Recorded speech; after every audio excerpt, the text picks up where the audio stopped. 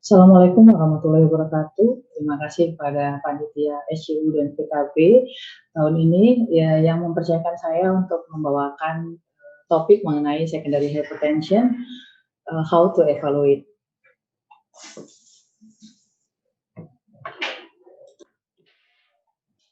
Sebagai pendahuluan, sebagian besar kita tahu penderita hipertensi tidak memiliki etiologi yang jelas, kemudian ini kita klasifikasikan sebagai hipertensi primer. Namun 5-10% dari pasien-pasien ini mungkin saja menderita hipertensi sekunder yang faktor penyebab yang mendasarinya sebenarnya kalau kita bisa temukan, bisa identifikasi, ini masih bisa kita perbaiki. Kemudian hipertensi sekunder adalah peningkatan tekanan darah yang penyebabnya bisa kita identifikasi, tapi karena prevalensinya yang sangat rendah, sehingga evaluasi rutin untuk mencari penyebab-penyebab sekunder dari hipertensi ini kadang tidak kita lakukan karena dianggap tidak efektif dan juga bisa memakan biaya dan waktu yang lebih lama. Namun sebenarnya kita harus harus aware terhadap petunjuk-petunjuk klinis yang mengarah ke sekunder hipertensi.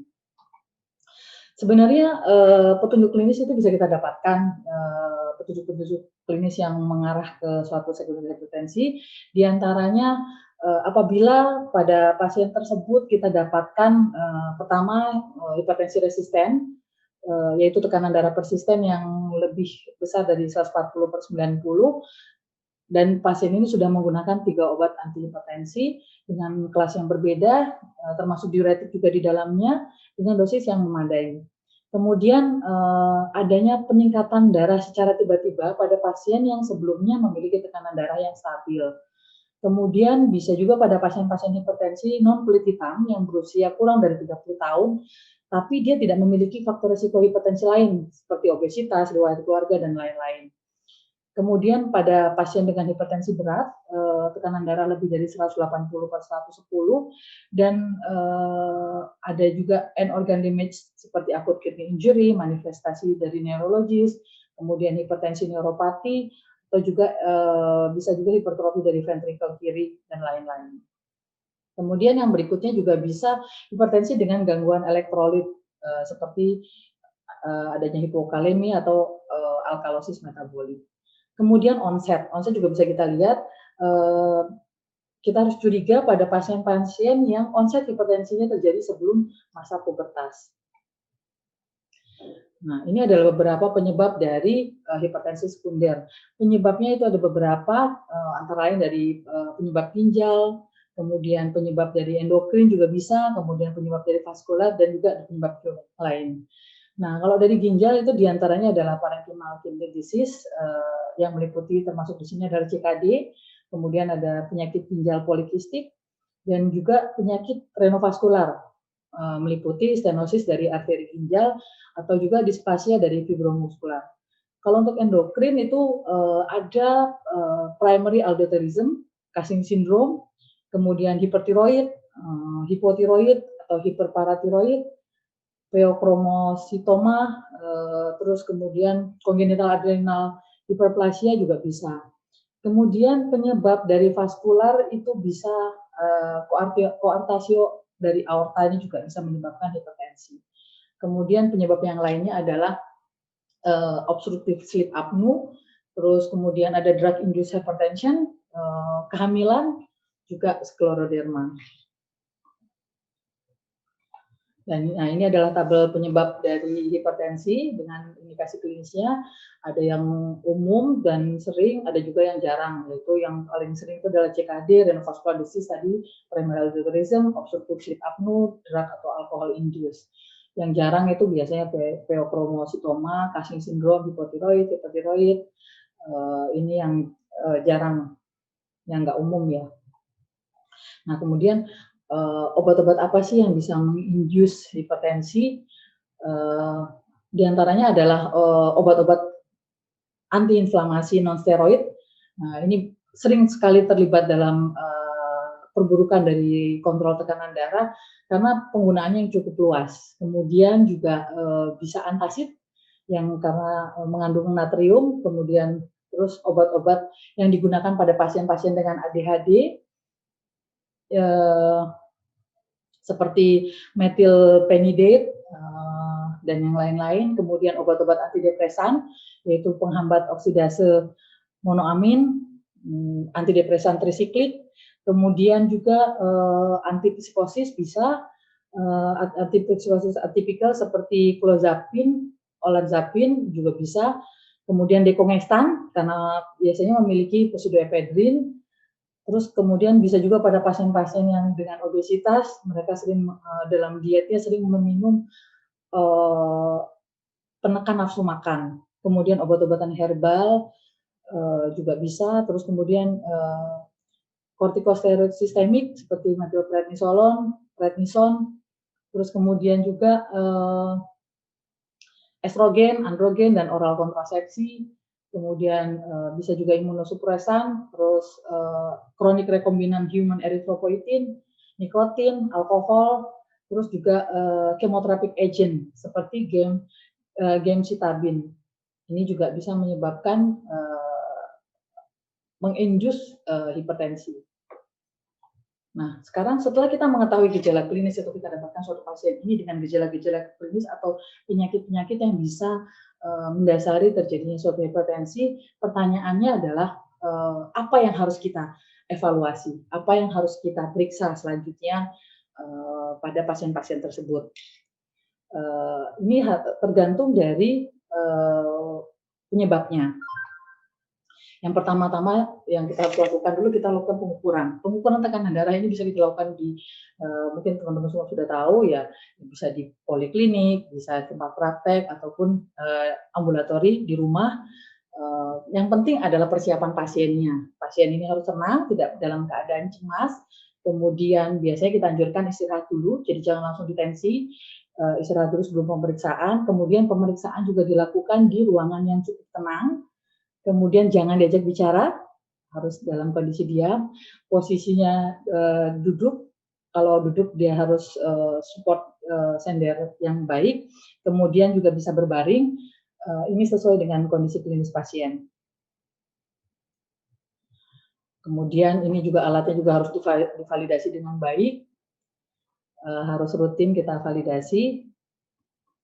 Nah, selanjutnya adalah yang penting juga biasanya pada pasien-pasien dengan hipertensi, ini kita lakukan pemeriksaan laboratorium yang dasar, seperti pemeriksaan gula darah, kemudian gula darah, darah lengkap, kemudian lipid profile, kemudian juga profil lipid, sama fungsi ginjal seperti serum kreatinin, kemudian pemeriksaan sodium, potasium, juga kalsium, terus bila kita curigai juga ada gangguan hormon, kita periksa TSH, kemudian pemeriksaan urin, kita lakukan juga pemeriksaan EKG, kemudian bila diperlukan bisa kita lakukan pemeriksaan penunjang seperti ekokardiogram, asam urat, terus kemudian albumin urin untuk kreatinin rasionya. Nah, kemudian apabila kita mencurigai ada suatu hipertensi sekunder, maka tergantung penyebab yang mendasari. Misalnya kayak renal parenchymal kidney disease, ini biasanya kan pada anamnesa atau pemeriksaan itu kita dapatkan riwayat CKD atau bisa pasiennya juga riwayat CKD atau ada familial history dari CKD. Kemudian dari pemeriksaan laboratoriumnya kita dapatkan proteinuri, hematuri, leukosituri pada dipstick urin analisa. Kemudian terjadi penurunan dari estimate GFR. Kemudian apa yang harus kita lakukan selanjutnya? Ya kita USG ginjalnya. Kemudian pada pasien-pasien yang kita curigai primary aldosteronism, biasanya itu pada clinical history atau pemeriksaannya itu kita dapatkan simptom dari hipokalemi seperti kelemahan otot, kram otot, juga tetani. Nah, ini dari dari pemeriksaan laboratorium ini biasanya kita dapatkan hipokalemi. Juga didapatkan peningkatan rasio aktivitas aldosteron renin plasma. Nah, bila didapatkan ini, setelah itu kita lakukan juga pemeriksaan selanjutnya, yaitu dengan confirmatory testing dengan intravenous saline suppression test. Atau bisa juga kita periksakan kemudian CT adrenal, Dan satu lagi adalah pengambilan sampel vena dari adrenal. Bila kita tahu penyebab hipertensi pundernya ini CKD misalnya, pada pasien CKD ini juga kita harus tahu rekomendasi dari AHA target blood pressure goals-nya harus kurang dari 130/80 mmHg. Kemudian juga treatment dengan ACE inhibitor juga reasonable untuk memperlambat progresi dari kidney disease-nya. Nah, pada pasien dengan primary aldosteronism ini pada pasien hipertensi dewasa itu sangat penting sebenarnya untuk mendiagnosa ini, yaitu dengan pemeriksaan aldosteron renin ratio. Ya, ini sangat bermanfaat untuk menegakkan pada pasien PA pada pasien dengan hipertensi dewasa. Rekomendasinya kelas 1. Nah, bagaimana dengan renal artery stenosis? Ini biasanya kita curigai suatu renal artery stenosis bila kita dapatkan abdominal blood, terus ada blood juga di arteri karotid, femoral arteries, terus kemudian penurunan GFR lebih dari 30%. Terus kemudian kita juga curiga adanya atherosclerotic di RAS, terus curiga adanya fibromuscular dysplasia. Biasanya pada yang woman dengan onset hipertensi kurang dari 30%. Pada hasil pemeriksaan darah, kita dapatkan penurunan dari estimate GFR. Kemudian yang perlu kita lakukan selanjutnya adalah kita lakukan imaging dari renal arterinya, seperti duplex ultrasound, kemudian abdominal computed tomography atau magnetic resonance angiogram. Nah, ini tergantung dari ketersediaan fasilitas di tempat kita. Dan juga tergantung level dari fungsi ginjal dari pasien tersebut. Nah, untuk renal artery stenosis ini medical terapi sangat direkomendasikan. Akan tetapi kalau misalnya medical terapi ini gagal, maka revaskularisasi perlu dipertimbangkan dengan dilakukan percutaneous renal angioplasti atau pemasangan stent. Kemudian pada pasien-pasien dengan pheochromocytoma, ini biasanya pada pemeriksaan fisik kita dapatkan keluhan seperti headache, palpitasi, terus kemudian berkeringat, kemudian ada pucat juga. Terus kemudian pada pemeriksaan laboratorium ini biasanya kita dapatkan peningkatan plasma level dari metanefrins. Kemudian apa yang harus kita lakukan lagi? Yaitu kita lakukan abdominal atau pelvic CT atau MRI. Terus bagaimana dengan pasien-pasien yang kita curigai dengan gangguan tiroid? Nah, biasanya dari pemeriksaan fisik atau anamnesa itu kita dapatkan gejala-gejala hipertiroid seperti heat intolerance, weight loss, ada tremor juga, palpitasi.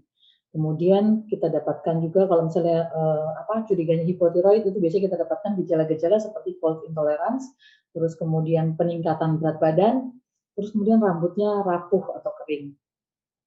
Kemudian ini kita lakukan pemeriksaan labnya TSH, T4.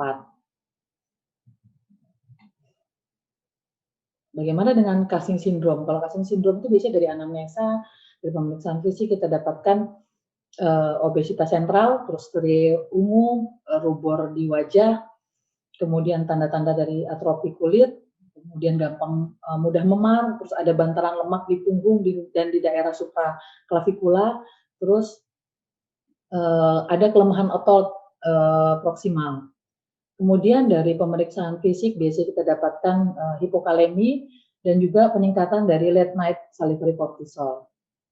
Terus pemeriksaan lanjutan apa yang bisa kita lakukan? Yaitu dexamethasone suppression test, terus kemudian urin 24 jam, free cortisol, terus kemudian imaging dari abdominal atau pituitary.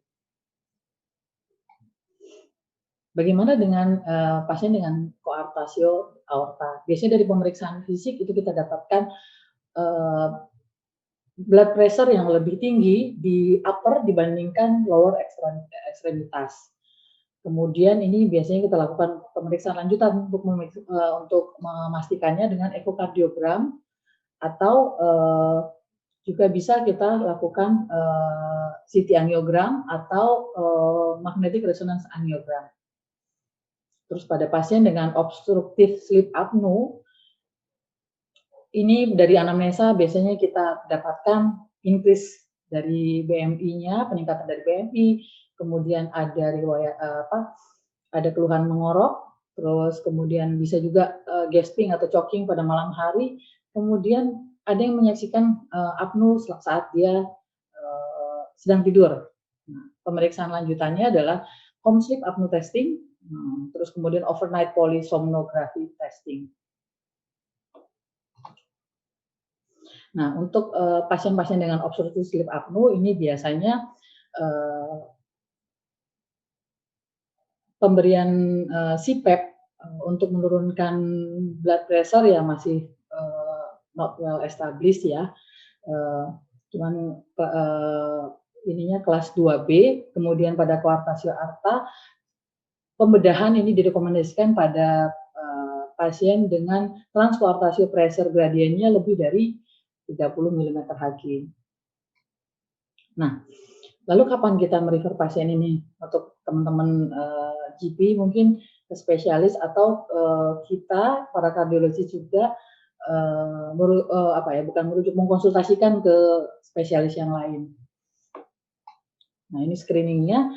Apabila dari anamnesa kita dapatkan kondisi-kondisi yang kita sebutkan tadi di atas, pemeriksaan klinis juga pemeriksaan penunjang kita curigai pasien ini adalah hipertensi sekunder, maka kita akan merujuk atau kita akan konsultasikan kepada spesialis yang berkompeten sesuai dengan penyebab dari hipertensi sekunder tadi.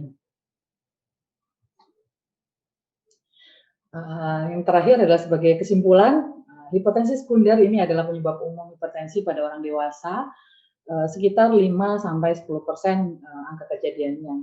Kemudian kegagalan kita mengenali penyebab hipertensi sekunder ini bisa menyebabkan hipertensi resisten, kemudian komplikasi dari kardiovaskuler, kemudian komplikasi dari kondisi-kondisi yang mendasarinya. Pada dewasa muda kurang dari 30 tahun, penyebab ginjal atau coarctatio aorta ini perlu kita pertimbangkan. Kemudian pada orang tua yang lebih pada orang tua itu biasanya primary aldoterism, terus OSA atau itu yang paling sering terjadi dan kadang-kadang ini suka tidak terdiagnosa. Dan apabila tes screening ini tersedia, sebaiknya kita lakukan pemeriksaan tersebut. Kemudian dengan diagnosis dan treatment dari penyebab hipertensi sekunder ini, apabila kita cepat mengetahuinya, maka akan memberikan clinical outcomes yang jauh lebih baik. Terima kasih. Assalamualaikum warahmatullahi wabarakatuh.